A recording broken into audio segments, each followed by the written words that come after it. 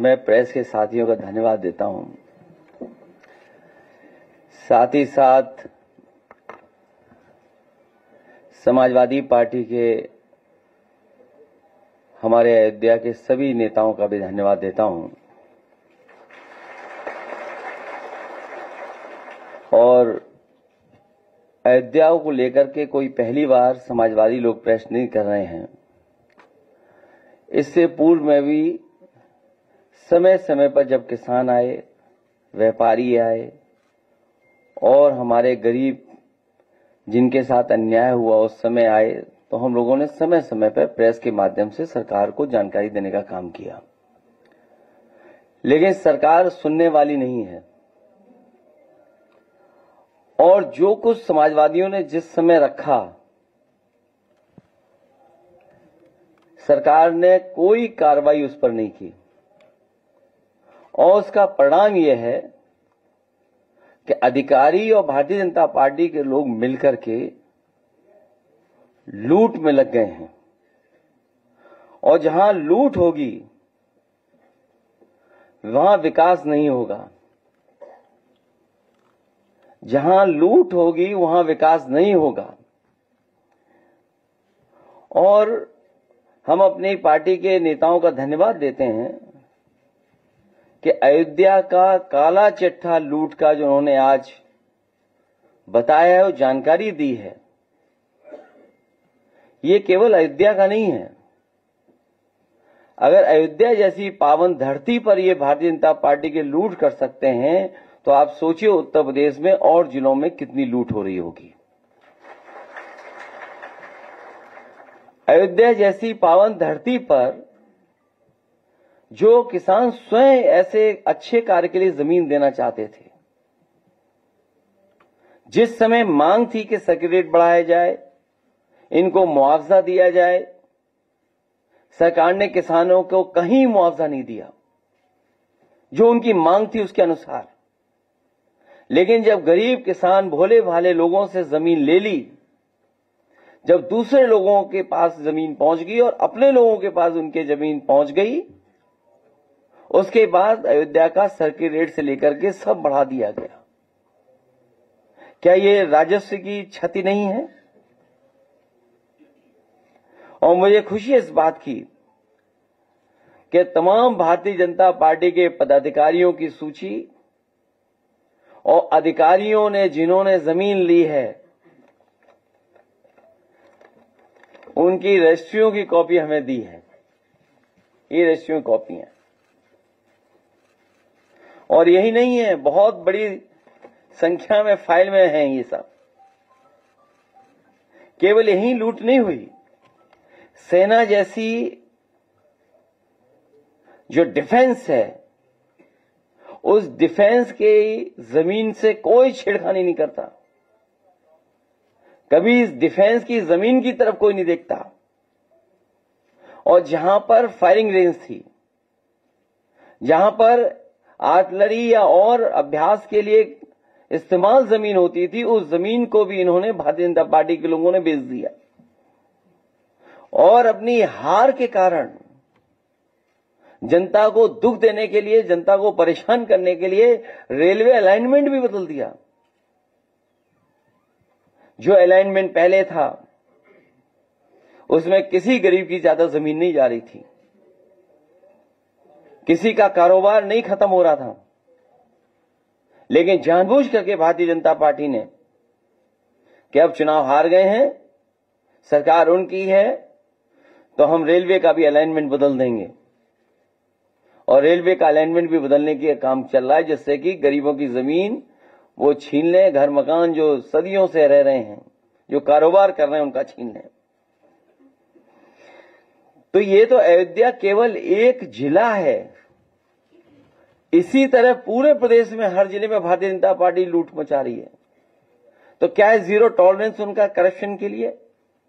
जिन्होंने नारा दिया कि हमारा जीरो टॉलरेंस है करप्शन के लिए, क्या यही जीरो टॉलरेंस है इनकी कि अपने लोगों को और माला माल बना दें? क्योंकि भोली वाली जनता को यह नहीं आभास था कि इस जमीन की कीमत कल क्या होगी, लेकिन अधिकारी और बीजेपी के लोगों को पता था कि कल इसकी कीमत क्या होगी। ये सबसे ज्यादा बड़ी लूट अगर कहीं हुई है तो अयोध्या में भारतीय जनता पार्टी और अधिकारियों ने मिलकर के लूट की है। हम अपने गरीबों को जो आए आज हैं इनको कहना चाहते हैं कि समाजवादी आपके साथ हैं, और जितने भी विकास कार्य हो रहे हैं उसके विकास के खिलाफ नहीं है।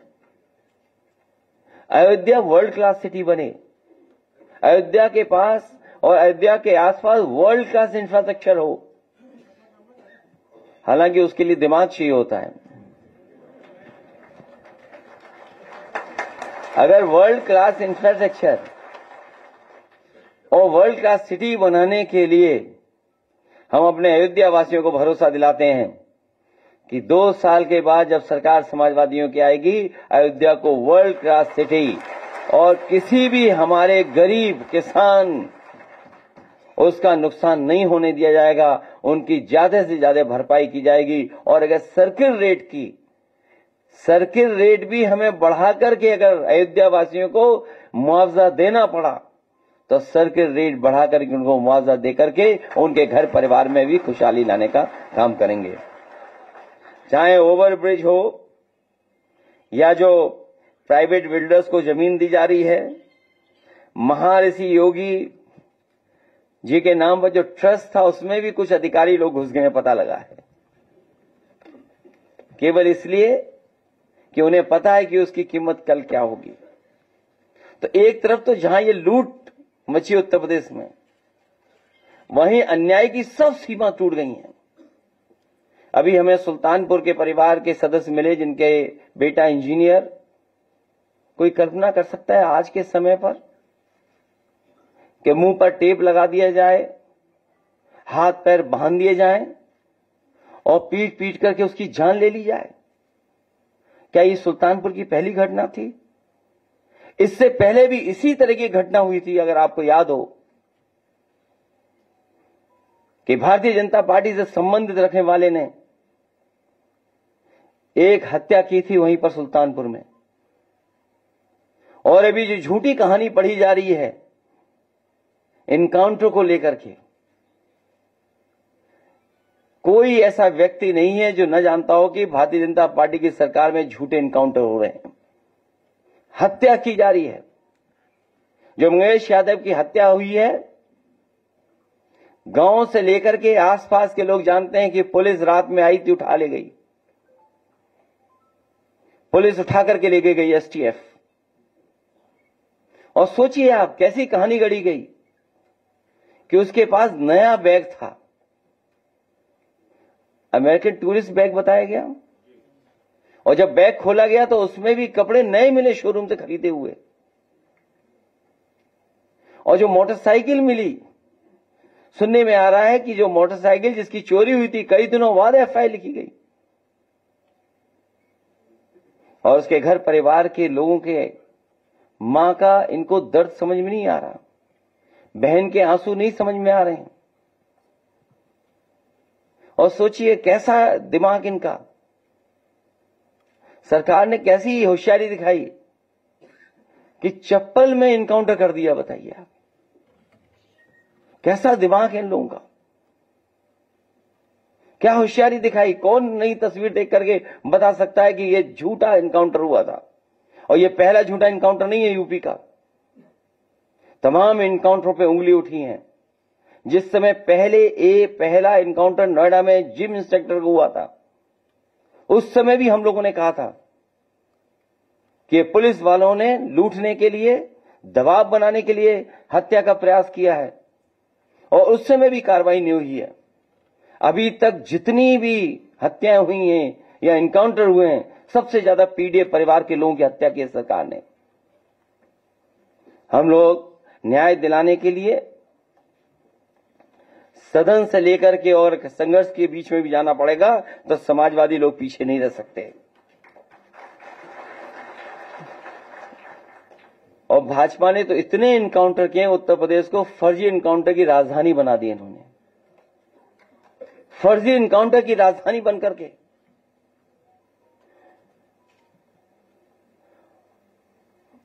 और फिर नकारात्मक दिल वाले और दिमाग विनाश कर सकता है, विकास नहीं कर सकता।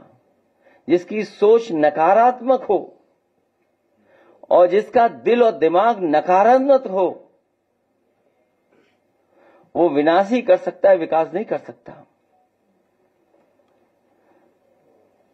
और फिर जो हार्टलेस है उससे उम्मीद भी क्या करनी है? जो हार्टलेस है उससे उम्मीद क्या करें हम लोग? हालांकि वो वीडियो नहीं चलाना मैं चाहता हूं जो जिसमें भाषा क्या इस्तेमाल की गई है। अगर आप कहेंगे तो मैं वो भी चलवा दूंगा,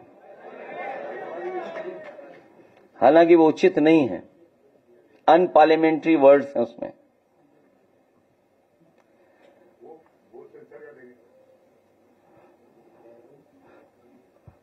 अगर दिमाग होता तो चप्पल में एनकाउंटर नहीं करते।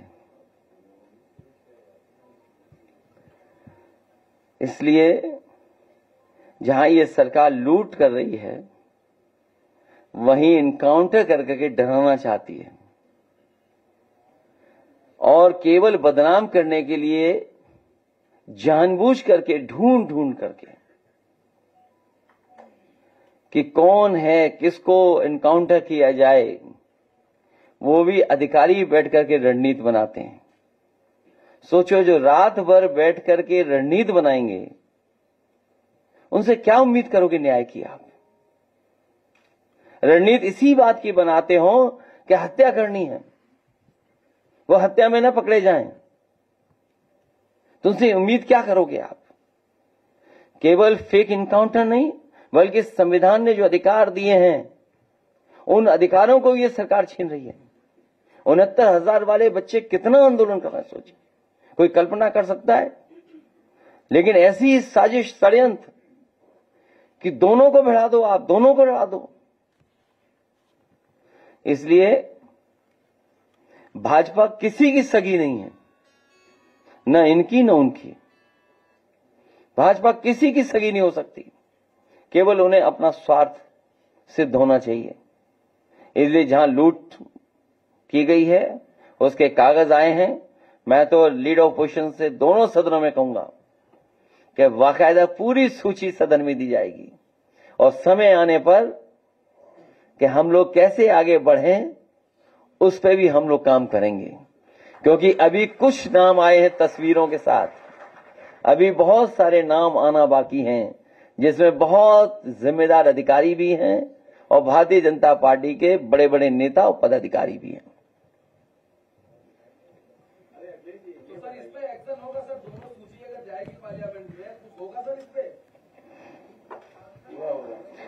बिल्कुल होगा, अभी से ही होने लगा, कोई सवाल ही नहीं पूछ रहा भाई। वो तो देखिए अभी से ही असर दिखाई देने लगा है।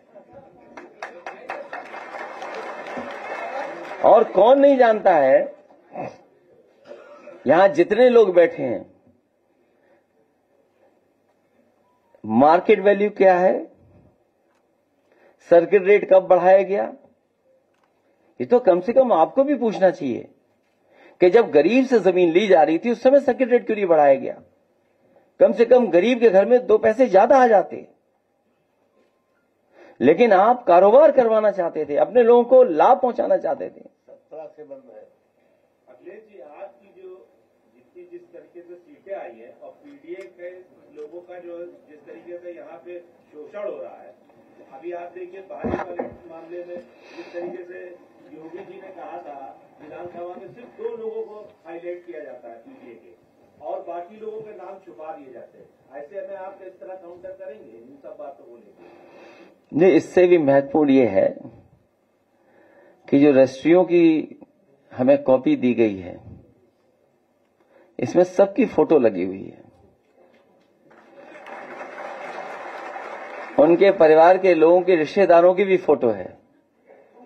तब मुख्यमंत्री जी कोई दूसरी सूची नहीं पढ़ पाएंगे।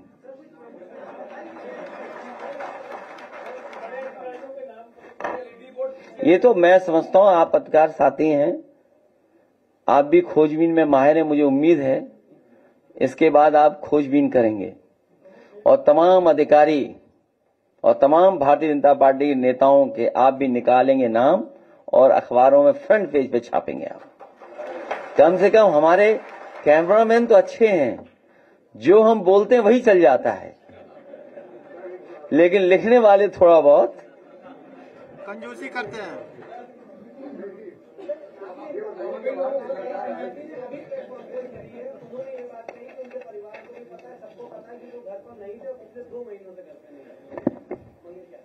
मोटरसाइकिल कहां से आई आपने नहीं पूछा?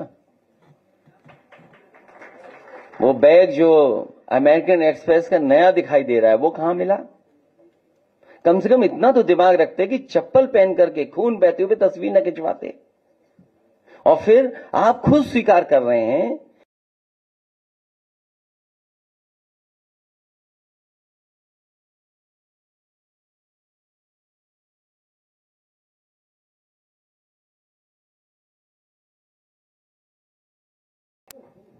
कोई एसटीएफ से सवाल पूछ लेगा।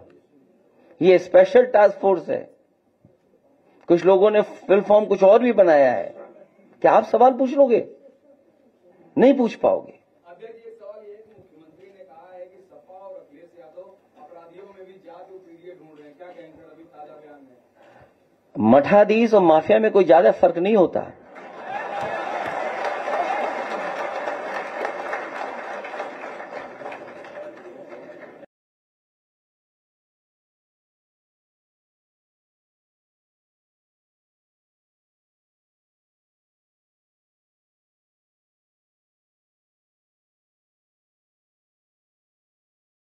पूछिए, ये जो जानकारी आप मुझसे ले रहे हैं, जो मुझसे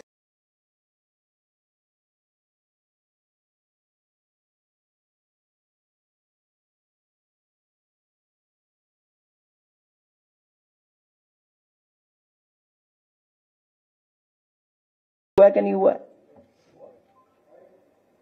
और जो 42 अन्य दिखा रहे हैं आप, अगर आंकड़ा और डाटा ठीक है तो सबसे ज्यादा फेक एनकाउंटर अगर किसी के हुए हैं तो पीडीए के परिवार के लोगों के ही हुए हैं। ये तो सरकार खुद दिखा रही है, ये कोई मेरे आंकड़े नहीं है। और फिर जो सवाल हमसे पूछ रहे हैं, क्या कोई कॉन्स्टिट्यूशनल बॉडी का या कोई चीफ मिनिस्टर 16 नामों की सूची गई हो, केवल 2 नाम पढ़े गए हों जो मौके में नहीं थे, सीसीटीवी कैमरे में नहीं थे? वो क्यों? ये वो लोग हैं जो हारे हुए लोग हैं, और कई बार जो खुद होते हैं, जो खुद हैं, वो जो जातिवादी,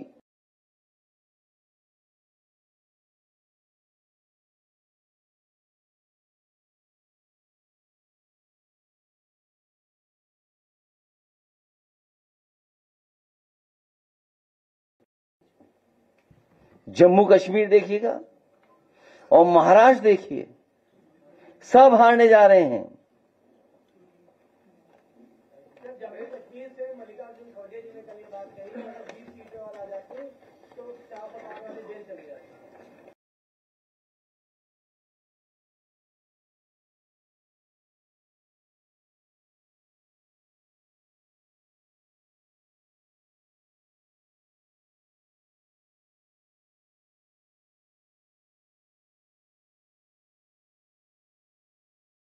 गठबंधन और पीडीए रणनीति को दिलाई। सवाल है कि आप सोशल मीडिया पे राहुल गांधी जो है वो देश को छोड़ना चाहते हैं। सीएम ने ट्वीट किया है कि राहुल गांधी देश को गृह युद्ध की तरफ झोंक रहे हैं। जानते तो आप भी हो कौन गृह युद्ध की तरफ ले जा रहा है, आपको खुद पता है। मामले में आजमगढ़ के अरविंद यादव को भी खेत में काम करके उनको भी उठाया गया है। उनकी बच्चियां और बेटे कह रहे हैं कि इनका इनकाउंटर हो जाएगा। देखिए, भारतीय जनता पार्टी और खासकर जो एसटीएफ चिन्हित कर करके, जिससे उनकी पोल न खुल जाए, जब मुख्य आरोपी या मुख्य मास्टरमाइंड जो है उसको सरकार आखिरकार क्यों नहीं छू रही है? वो तो सीसीटीवी विजिबल है। अगर आप सीसीटीवी देखें तो जो लोग लूट रहे हैं अंदर वो तो विजिबल हैं। तो अगर मास्टरमाइंड का क्यों नहीं कर रहे हैं आखिरकार? अरे अखिलेश जी, ये आपकी सोशल मीडिया पर मुसलसल जो है आपकी जो है बढ़ते जा रहे हैं फॉलोअर, और बहुत ज्यादा बढ़ रहे हैं, उसमें खास करके नौजवान और इनके बारे में क्या जागरूकता है इसमें? देखिए, आपका मिलने का व्यवहार है, जिस तरीके से लोगों से आप अट्रैक्ट होते हैं, मिलते हैं, उसका है ये नतीजा? हालांकि अदरवाइज न लीजिएगा। कुछ दिन पहले मैंने खबर पढ़ी थी कि प्रधानमंत्री भी पीछे छूट गए सोशल मीडिया में किसी एक प्लेटफॉर्म पर। आपकी बड़ी है लोकप्रियता। मैं धन्यवाद देना चाहूंगा जो सोशल मीडिया पे यहां नहीं दूर से रह करके कई बार पार्टी का प्रचार करते हैं, पार्टी के प्रति लगाव रख करके पार्टी की नीतियों का प्रचार करते हैं। उन तमाम हमारे वॉलंटियर्स का मैं बहुत धन्यवाद देना चाहता हूं।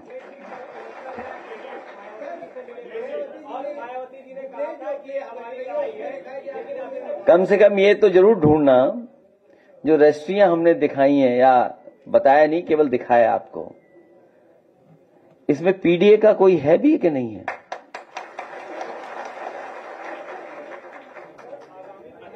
हरियाणा में जो है आप जो इंडिया गठबंधन है, आपने आपको अपने आप को अलग कर लिया है और अपने कैंडिडेट उतार दिए हैं। आप भी लड़े हरियाणा में, क्या स्थिति बनेगी? सर, हरियाणा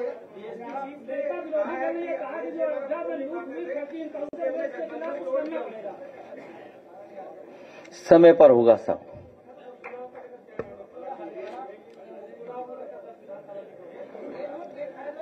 दस में से 10 इंडिया गठबंधन जीतेगा पीडीए रणनीति पर।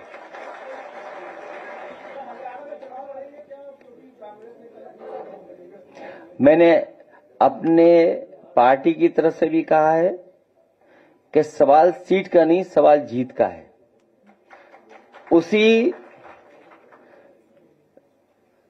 उसी के तहत हम लोग अपनी पार्टी को आगे बढ़ा रहे हैं और काम कर रहे हैं।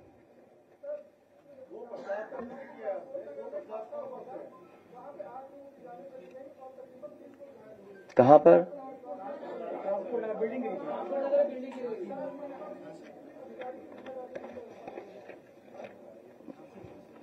अधिकारी जब दूसरे कामों में लगे रहेंगे तो क्या जिम्मेदारी निभाएंगे?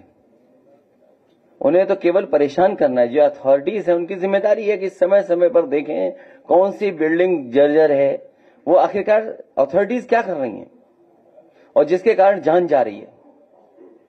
ललितपुर झांसी में इंदल पटेल को वहां पर ईट भट्टी का कारोबार था उनका, साधु समाज के लोगों ने उनको जला दिया। इंदल पटेल ये पीडीए परिवार से जलाने वाले भारतीय जनता पार्टी के समर्थक हैं।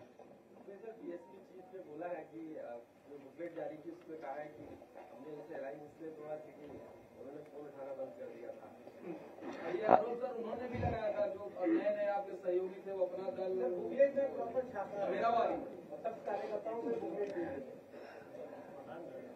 जिस समय गठबंधन टूटा उस समय मैं आजमगढ़ के मंच पे था। आदरणीय बलराम यादव जी थे, बलिहारी बाबूजी भी थे। दोनों सपा बसपा का जो लीडरशिप थी सब उस मंच पर मौजूद थी। किसी को नहीं पता था कि गठबंधन टूटने जा रहा है, किसी को नहीं पता था। मैंने खुद फोन मिलाया था ये पूछने के लिए कि आखिरकार ये गठबंधन क्यों तोड़ा जा रहा है, और जो सामने प्रेस मुझे मंच के नीचे मिलेगी उसको मैं जवाब क्या दूंगा। तो कभी कभी लोग अपनी बात को छिपाने के लिए भी इस तरह की बातें रखी जाती हैं।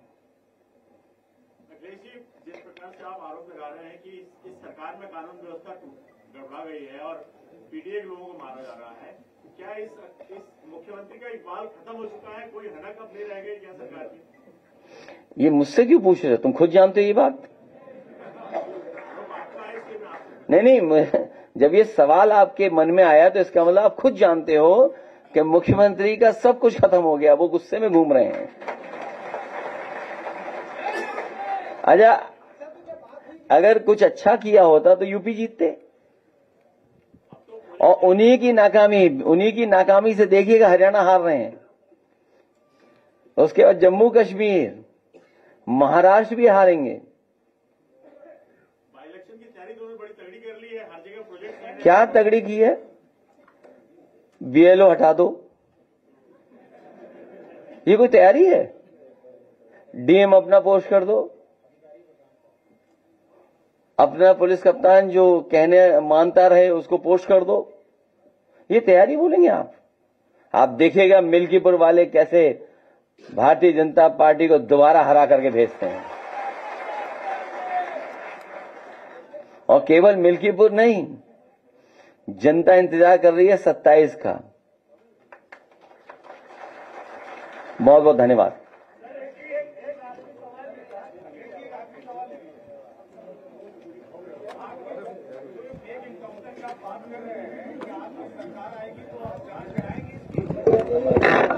स्वाभाविक जांच होगी।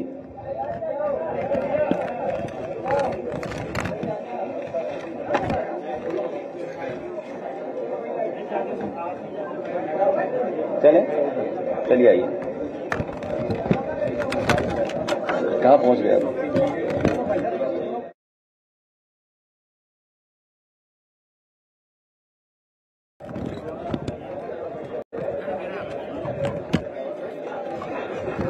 अयोध्या से आए हुए सभी